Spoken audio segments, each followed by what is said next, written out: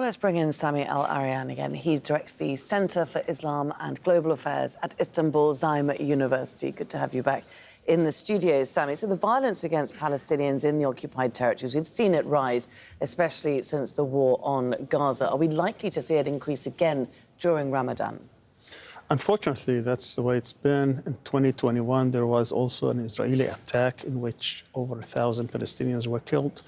And we're seeing this again, that even there are global, declarations or pleas for this to stop. It hasn't stopped at all.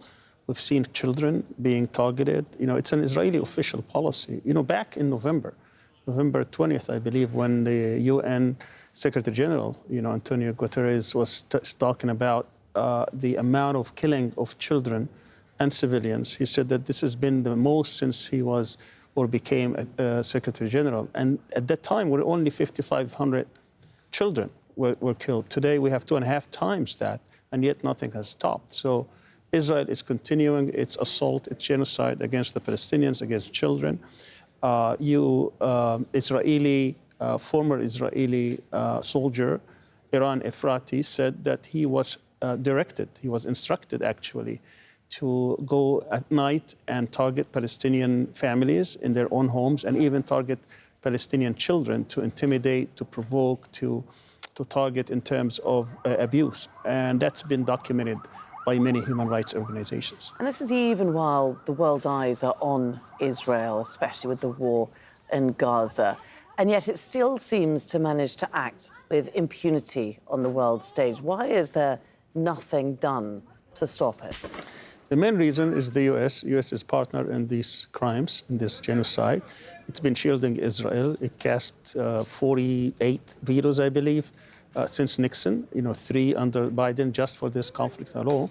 Every single U.S. president since Nixon, that's since President 37 to 46, that's 10 presidents, has cast at least 1 or more vetoes to protect Israel from any accountability.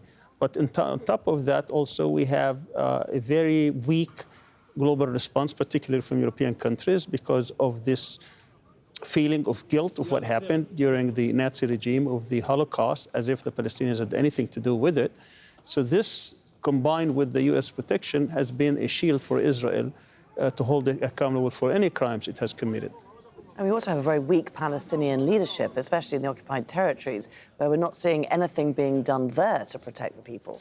Unfortunately, not only weak, but they're also more of a client to the occupation. They have been part and parcel of the problem. There has been also an attempt by America to use the weakness of the Palestinian Authority in trying to keep the Palestinians under control by creating this security, not for the security of the Palestinians, but rather for the security of the Israeli settlers and the Israeli occupation. And that's the paradox that the Palestinians had to live through. On one hand, they have the occupation to deal with, and then they have a compliant authority that is trying to keep them under the thumb of the Israelis. But the violence is so disproportionate, isn't it? You have people who are throwing stones at vehicles being shot dead. You have young children being killed. What are the Israelis trying to achieve by this level of killing? First of all, Israelis have said that they look at Palestinians as human animals, so they don't really look at them as humans, as children, as human beings, that they deserve respect and they deserve to live. So they deal with them as a problem that they have to deal with, as as somebody that has to be under control all the time.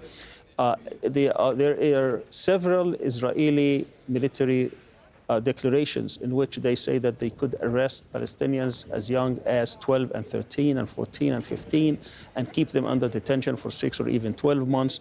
In one instance, in 2013, they arrested a 5-year-old Palestinian, and they charged him with throwing a stone. And he was going to be sentenced to 10 years until the whole world was saying, what are you doing? And so that's the type of Israeli occupation that Palestinians have been living under for the past 50 years plus. Sami Al-Arian, great to speak to you. Thanks for joining us again.